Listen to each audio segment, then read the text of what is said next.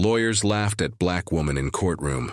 Until she took the judge's seat, Danielle Carter stood at the bottom of the courthouse steps, clutching her case folder like a shield. Her blazer clung to her shoulders in the Mississippi humidity, her heels pinching just enough to remind her that every step forward had a cost.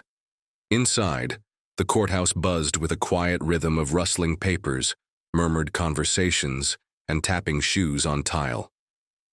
Danielle walked through the double doors of Courtroom 3B, head held high. She spotted the row of defense attorneys in tailored suits, white, older, laughing softly among themselves. "She lost?" one man whispered. "No, she's just early," another snorted. Danielle kept walking. Then came a voice, louder than the rest, confident, cutting. "Did she come to file something?" Richard Kelton chuckled. "Or sweep up?" The men laughed. The sound hit Danielle's chest like a slap. Her face didn't move, but her fingers gripped the folder tighter. She sat at the public defender's table, pulling out her notes, forcing her eyes to focus on the case file in front of her. But the laughter still echoed. Across the aisle, Kelton leaned toward a young lawyer beside him. "We'll be done by lunch." Danielle's throat tightened. Her eyes drifted to the judge's bench. She saw the polished wood, the carved state seal, the chair that loomed like a throne. Years ago, she had sat in this same courtroom, in the last row. Her mother had been mopping the floors after closing. Danielle, barely 10, had been doing homework. With her legs swinging off the pew, her mother's voice returned in her head. "Always watch how they look at you, baby. You'll know who they are before they say a word." The door creaked. Judge Harland entered, his robe flowing behind him like shadow. Everyone rose. Danielle stood with them, spine straight. "All rise," the bailiff announced. "Court is now in session." As they sat, Judge Harland glanced toward Danielle. No smile, no welcome, just a passing glance. Kelton cleared his throat. "Defense is ready, Your Honor." Danielle stood. "Prosecution is ready as well, Your Honor." Her voice didn't shake, but inside everything quivered. Judge Harland nodded. "Let's proceed." The trial began, but Danielle barely heard the first few motions. Her thoughts swirled beneath the surface, like a storm under still water. Every dismissive glance, every chuckle, fuel for a fire she refused to let die. No one knew she had already been here, watching from shadows.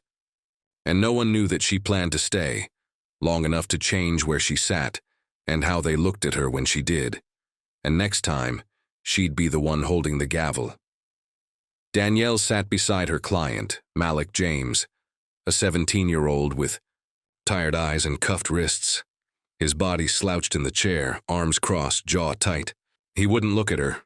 "You trust me?" she asked softly. He shrugged. "Doesn't matter." "It does matter, Malik. I need your side of this. The whole story."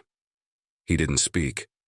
Across the courtroom, the prosecutor, a sharp-suited man named Lively, smirked like this was already won.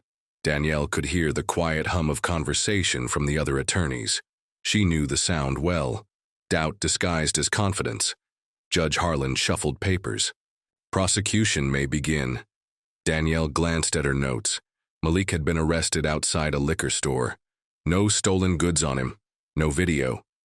Just a white clerk who said, "He looked like the one." Lively stood. "Your Honor, we intend to prove beyond reasonable doubt that the defendant," Danielle's thoughts drifted. Her brother, Jason, had been 17 too. Same age, same look in the eyes, different ending. And fled the scene when officers arrived. Lively finished. Danielle. "Objection, Your Honor. There's no evidence he fled." "Overruled," Harland said without looking up. She tightened her grip on the table edge. "We'd like to call the arresting officer." As she began questioning, the officer cut her off mid-sentence. "You can't just guess what I meant," he snapped. "I'm not guessing, officer, I'm asking." "Move along, counselor," the judge interrupted. She stepped back. Her palms were sweating. At recess, she turned to Malik. "Why didn't you tell me about the store owner's threats?" Malik finally looked at her. "You wouldn't believe me. Try me." They said I should have stayed in my part of town. Said I'd get what I deserve. Danielle blinked. Her breath caught. That changes everything. Malik looked down. Too late, right? She didn't answer. By the end of the day, the verdict came. Guilty. Simple theft. 30 days in juvenile detention. Danielle sat frozen at the table as the gavel fell. Outside, the sky had turned heavy with rain. She walked to her car in silence, the courtroom still clinging to her skin. Once inside, she pulled her coat tighter. Something crinkled in the pocket. She reached in, a letter, worn edges, her mother's handwriting. She unfolded it carefully. You'll stand in rooms where your name means nothing, where your face writes their story before you speak. But speak anyway, baby. Speak even if your voice shakes. Danielle pressed the letter to her chest. Her voice had shaken. Her confidence had cracked, but she had spoken. She wiped her eyes and started the engine. Tomorrow, there'd be another case, another battle, and one day, her name would carry weight. She would make sure of it. Danielle stood in front of the judge's bench, flipping through her folder. The document she needed, the key witness statement, was gone. I submitted it yesterday, she said, her voice calm but tight. Judge Harlan tapped his pen. Well, it's not here. She looked at the court clerk. Sandra smiled a little, too sweetly. I'm sure it'll turn up, Sandra said. You know how things get lost. Danielle forced a nod. Yes, lost. The case fell apart. She tried to salvage it, but without the document, her cross-examination wobbled. The opposing counsel pounced. When the gavel came down, it echoed like a slap. Back in her office, her calendar had changed. A client meeting moved without warning. She hadn't done it. Was this rescheduled? She asked another defender. He avoided her eyes. Check with Sandra. The same answer. Every time, Danielle walked to the clerk's desk. I noticed my meeting with Mr. Griggs was moved, she said. Sandra looked up, feigning surprise. Oh? Must have been a system error. These computers act funny. Danielle gave a tight smile. Right. Sandra leaned closer. You know, Danielle, it's impressive you've made it this far. I mean, considering... Considering what? Sandra blinked innocently. Oh, nothing. Just saying good for you. Danielle walked away before her hands trembled. That night, after another courtroom failure, one she shouldn't have lost, she sat in her car, parked under the flickering courthouse lamp. Her chest heaved. She gripped the steering wheel. She had done everything right, prepared every motion, knew the law backwards. Still, she was losing. Again and again. Was it just her? Or were they making her doubt herself? She slammed her hand on the dashboard. I can't keep doing this. The windshield wipers clicked once. Rain had started. A knock on her window made her jump. It was Miss Laverne, the janitor. Wrinkled. Hands, strong shoulders, and eyes that saw everything. Danielle rolled the window down a few inches. I'm fine, she said. Miss Laverne shook her head. No, you not, Danielle sighed. I'm just tired. The older woman studied her. They laughed at your mama, too, she said. Mopped that whole building while they stepped over her like dirt. Danielle blinked. I saw you crying. Miss Laverne continued. Just like your mama did sometimes, but you know what? She never stopped scrubbing. And you? Danielle didn't answer. You aren't going to stop fighting. You hear me? Danielle looked at her, eyes burning. She gave the faintest nod. Miss Laverne turned to leave. I'll see you tomorrow, baby girl. And the next day after that. Danielle sat still as the rain picked up, the droplets tapping like steady footsteps. She pulled the letter from her coat pocket again. Her mother's words blurred under the wet streaks on her cheeks. Speak even if your voice shakes. She whispered it aloud. Then started the car. Danielle skimmed the case file across the table, her brow furrowed. The landlord owns 9 properties. All code violations. Mold, broken heat, even rats. And yet no action from the city? Jason Turrett nodded. Rumor is he's paying off someone upstairs. She looked up, surprised. You actually believe that?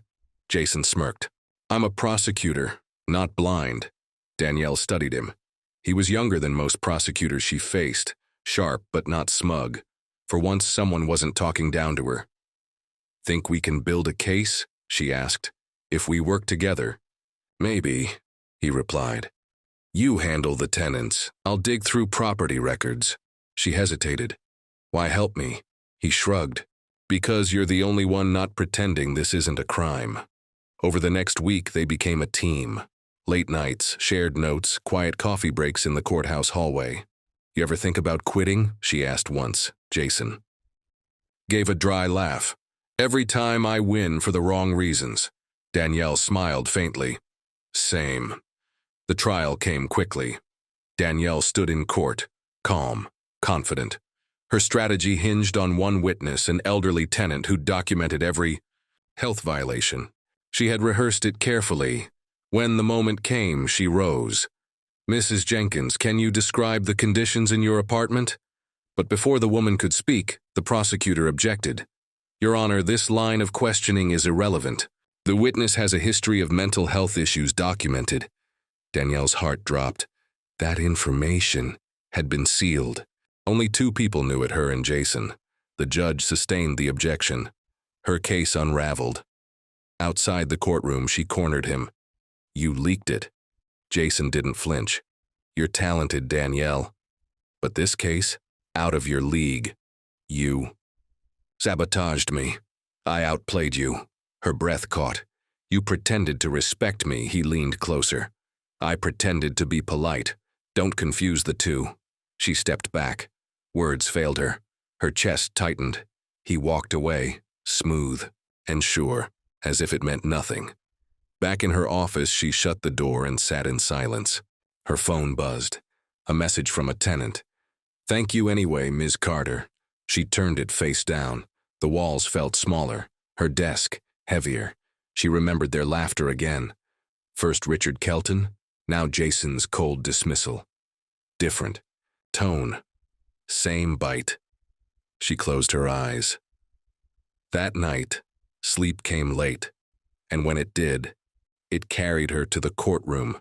Empty benches. Cold light. Her mother stood on the far side, mop in hand. Silent. Watching. Danielle wanted to call out, but no sound came. Her mother bent down and swept the floor, eyes never leaving Danielle. Danielle reached toward her, but the courtroom stretched. "Peter?" The distance grew. She woke with damp cheeks and clenched fists. Trust had betrayed her. Again. But somewhere beneath the ache, the silence, was beginning to harden.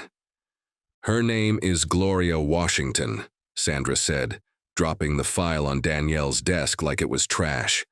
"Eviction, claimed breach of lease, late on payments." Danielle opened it slowly. Gloria Washington, age 74. Widow, no children. Lived in the same building 38 years. She frowned. "What's the breach?" "Her niece visited for 3 weeks. Lease clause forbids guests over 14 days. Landlord wants her out." Danielle blinked. "That's the reason?" Sandra smiled thinly. "That's the law, sweetheart." Danielle stared at the file long after the clerk left. Something about it made her jaw clench. Later that afternoon, she stood on Gloria's porch peeling paint a worn wooden swing. "You came all the way here?" Gloria asked, surprised. "I needed to see the truth," Danielle replied. Inside, Gloria offered sweet tea. Photos lined every wall. Weddings, baptisms, Sunday hats. "I've been here longer than the landlord's been alive." She chuckled. "Raised 2 kids, buried a husband, never missed rent." "Why target you now?" Gloria sighed. "That new development down the street, they want cleaner properties nearby. My house is in the way." Danielle felt her hands curl into fists. She visited the church next. The pastor said Gloria was their rock. Neighbors backed it up. "She babysat all our kids," one said. "She fed folks during the storm when the power went out." Danielle gathered statements, old maintenance reports, even a code violation. The landlord ignored last winter. The trial room was quiet the next week. Gloria sat beside Danielle, trembling slightly. Across the aisle, Richard Kelton stood smug as ever. Danielle rose. "Your Honor, The plaintiff claims breach of lease. But what they truly want is to erase Miss Washington's existence, just to raise the rent. Kelton snorted. Objection. Speculation. The judge didn't flinch. Overruled. Continue, Ms. Carter.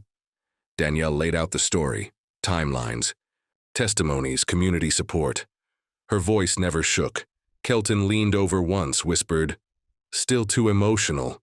She didn't flinch. When she finished, the room was silent. Gloria reached for her hand. The judge looked over his glasses. I've seen eviction cases every week. Rarely do they reveal this much injustice. Ms. Carter well argued. He turned to Kelton.